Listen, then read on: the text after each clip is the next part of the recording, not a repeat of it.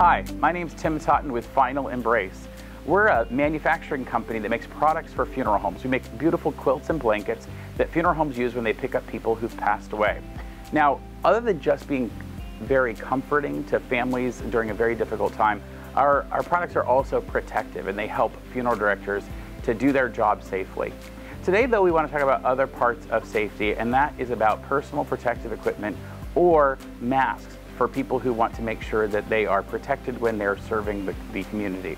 And that could be funeral directors or medical staff, personnel, patients in hospitals and nursing homes. So I want to teach you how to make a fabric mask with ties that has a space inside for a filter, as well as a piece of wire that goes in to fit the mask better around your nose. So why don't we get started by going over what you're going to need. You're going to need a piece of fabric 9 inches wide by 18 inches long. You'll see that here. Now, we use 18 inches because we have serged the top and bottom edge. That's using a 4-thread overlock stitch. And of course, if you don't have that type of a machine, you could cut this to 18.5 inches, fold over 1/4 of an inch and stitch it. This is so we get some finished edges. You're going to need one piece of that, and then you're going to need 2 strips that are at least 36 inches long by 2 inches wide. They don't have to be cut on the bias. These can be just standard cut out of your fabric. And in fact, if you use a bolt of fabric from the fabric store, those are usually about 42 to 40 inches wide, 44 inches wide anyway. So you can just cut your 2-inch strips off of there. Now, of course, this is cut out of some of the similar fabric, or you can use regular, just solid color fabric, or you can actually use some twill tape if you have that. Now, this isn't cut 2 inches because the edges are already finished, and you can just fold that over.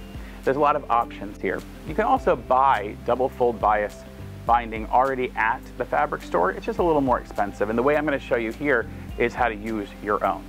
So let's go ahead and get started. We're going to take our piece, and we're first going to stitch a small channel at the top, about 3/4 of an inch. We're going to fold that over, and then we're going to create pleats, add our 2 strips at either side, and finish up sewing the mask. Let's go to the machine and I'll show you how that works. I'm going to lay out my piece with the wrong side up, and I'm going to fold over about 3/4 of an inch. Now, don't be afraid to use pins if you need to. I don't, because I've been sewing for almost 30 years, but if you wanted, you could pin this in place just so you feel more comfortable. And then we're going to sew just along that edge. Now, we're not sewing the entire width because I need room to be able to put that wire behind. So I'm going to do about a 5-inch section in the middle. And because we're not doing this to go to Fashion Week, we're just going to make it work. We're not worried about how specific that we measure it. I'm always going to back stitch because that's going to get a lot of wear, so I back stitched there, and then I'll use my needle in a down position. I like that on this machine. It's a nice feature. And I'm going to go about, I don't know, 4 or 5 inches there, back stitch at the other end just to lock that securely into place. You pull out and cut your threads, and then now this is secure, but I can still put my wire behind it. Then I'm going to fold the wrong side to the wrong side, and I'm going to overlap those just a tiny bit. And this is so that the person, when they're wearing the mask or going to put it on, can tell which side needs to go next to their face. And this is also going to create the pocket for that filter. Now, if you wanted to and you were a little uncomfortable, you could either, you could go and base down each side. I'll just do that for you, but you don't have to. I'm going to base down each side of this just so that we get a unit that's held together. Now, those of you who are more comfortable sewers, you don't exactly have to do this because you're probably going to be able to keep all the pieces together. But let me show it for people who are maybe beginning to learn how to do this. Now, we have to put our pleats in. Remember, we have on this image, we have the pleats in here. So let's put those pleats in. And the way we're going to do that is flip this entire unit over. I'm going to flip the unit over this way. And we want pleats that face down. So I'm going to bring this unit, the top edge of the unit, down almost 2/3 of the way. And then I'm going to fold it back until this part just goes over top of here. So I fold it back. So if you look at it from the other side, you'll see how it kind of creates. So I'm going to do that, and I'm going to go ahead and press it with my fingers, but if you want to, again, you can use some pins. Find some pins and just pin it on the inside. Now, you may have sewn before where you pin on the outside so you can pull them out. The problem is we're going to then encase that with fabric, and it would be bad for the pins to have to come out, and you would lose your pleat anyway. So I'll pin the other one, And now they're pinned inside, and I can leave the pins until we're done. Now I need one more pleat because this is still too big for someone's face. And so I'm going to sort of put my fingers in here and create another pleat that almost goes all the way to the bottom. We're sort of replicating that same look from here down here at the bottom. So I'm going to go ahead and pin that other pleat in place, which I'm doing now. And when I make these, I usually can get one done in about 4 minutes, so I don't use any pins. I literally just hold it in place as I sew. But if you're new at this, go ahead and pin all of those pieces together, and now you've got your pleats in place. Now, as you'll see from the one that we had started earlier, now we need to add the straps on each side. So let me show you here. I'm going to do that with this light blue strap. And luckily it's been folded in half already, and I have sort of a seam in there, so I know where the half is. Either way, you'd have to find the half point and put it in about middle of this unit that you've created with the pleats. You want to do it on the side that doesn't have the filter opening in it, so on the outside of the mask. And I'm going to go right up to the edge. So when I put that there, now I know it needs to be in that place, and I can flip it open. We're ready to go. Now if you wanted to move your pins to the outside of this, you could, but I'm going to immediately go to the machine, and I'm going to use about a 1/2 inch seam and stitch that down. I'm making sure that I go over each edge so I capture everything. Now, if you felt like it was necessary, you could use a guide on your machine and put that there, and then you would feel exactly comfortable with where you were going. So I've done that with one, and then I'm going to flip it around and do one on the other side. So now it's time to add the second one of these straps, or the ties. Now I know where the middle is, so I will again put that in the middle, and I will put it in my machine at about a 1/2 inch. I don't need the guide for this, but you could use it, and go down to the ends. Now what we've done is we've connected both of these to the mask piece. So at this point you could take out your pins, because now everything has been enclosed. So I'm going to take out the pins just to get them out of my way. And we're going to turn the entire unit over. And I'm going to flip out these strap pieces here.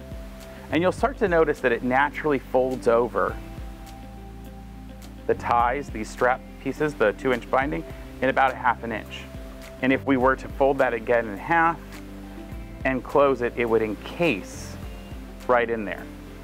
Now you could, if you wanted, go ahead and pin that in place, or you could go to your machine and iron the entire, over to your iron I should say, and iron the entire thing.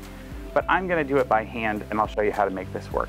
You could, if you wanted, just put a small little crease in half by folding it in half, putting a little crease, and now you know where the center is, and you're going to fold both sides into that.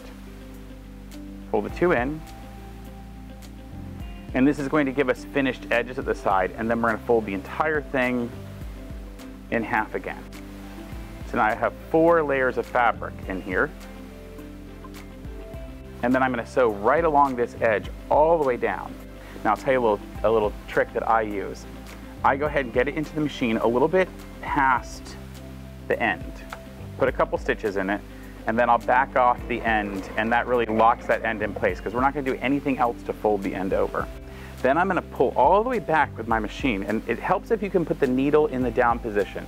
My machine already has it as a feature, but if you don't, just twist your knob on the side of the machine, always toward you, to hold the needle down into the down position, and now it's trapped. This is trapped and can't move. I can pull all the way back and stretch this. I'll fold over with the side that's connected to the mask. I'm going to fold that over and kind of run my finger down here. It just gives it a natural fold. With the other side, I'll do the same thing. I'll put my finger down here, and I've lined that up right next to the other fabric, and then I sort of run my finger all the way down. And now, keeping the tension, I can then sort of put my finger in here and flip it over. And so now I've literally created that entire casing that needs to go. And then I just need to slowly, or quickly, if you're got a fast machine like I do, sew all the way down. And the nice part is that it will literally, the machine will just pull it. You don't want to fight your sewing machine. Way too many people fight the fabric and fight the sewing machine when all they need to do is just sort of let it do its thing and guide it. It's sort of like letting a toddler think that they're getting their way when actually you're kind of directing them where you want them to go.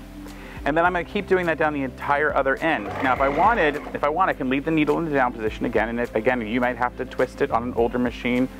And then I could, putting pressure on it, pulling it back, I can straighten those edges, get them lined up the same sort of way, and then fold that in half. And by pulling the pressure on it, it kind of pulls the fabric where it needs to go, and I can kind of use my hands and really squeeze in there to get it going. So now I'm just going to keep the pressure as it pulls the machine. I'm sort of holding back like on a dog that's trying to pull on a leash, you know? And again, at the end, you need to backstitch a couple times because you really need to make sure that this is secure. We're not going to flip this over and sew it or anything, so we want it really secure so that when it goes through the wash multiple times, for that medical personnel or funeral director who's going to be using this, that it's really strong and it's not going to unravel in the wash. It's the other reason why we're using these fabric ties instead of elastic, because elastic doesn't hold up to repeated washings or even bleachings. And so we're going to do the same thing on the other side, and I'll do that rather quick, just to show you that when you really get good at this, how fast you can go. Like I said, I can throw one of these out in about 4 minutes when it's done accurately, and part of that is the ability to quickly sort of learn this process after doing it. And I've done a couple hundred of these now, so you get pretty fast after a while. And if you get really moving, your machine will start to walk itself around like mine does. It shakes everything on the table. That's how I know I'm doing it fast and good. And it bounces around. Now I use some nice, really cute, pretty fabrics here that someone donated to us for our local program. But of course you can use anything that you might like to use fabric-wise. I don't think it matters if it matches. Frankly, most people right now are just glad that somebody is out there in the community making this product for them, because it is so hard to get a hold of masks right now. All right, so that has now been completely done. If you wanted, you could make, you could use fabric that, thread that matched the fabric if you wanted to, but honestly, this is gonna work perfectly well for someone. And of course, you can do things a little differently. This one, I said earlier, this actually uses twill tape. This is the same kind of material that they put on gowns for medical personnel. So it's already finished. You could use that. You can also, if you wanted to, you could create this a gigantic, huge roll of it if you wanted to. They have bias tape makers. The way to use this, though, for somebody who you're going to give this to is that you can cut a small piece of wire. I use some material from a Dollar Tree that is a plant stake tying material. It's got a little cushiony, soft around a wire. It can slide right in there, about 4-inch piece of it. And then it allows them to bend it around their nose. And they can create their own filters. Some people are using high-end coffee filters. They're using some of those floor sweeper pads actually have a micron barrier in them. Or they actually have real filters that are made for other masks that could go in. So that's how you make one of our face masks. And I'll show you how this one goes on your face. You're going to put it at your nose, tie it around the back of your head, and then pull down under the chin and tie it back around. Now, the nice part about this particular mask is that now it's large enough to fit almost any face, and it'll go over one of those N95 masks for somebody who's working in the medical profession and make them last a little longer. Again, my name is Tim. I'm from a company called Final Embrace, and this is your tutorial how to make a protective mask with the fabric ties.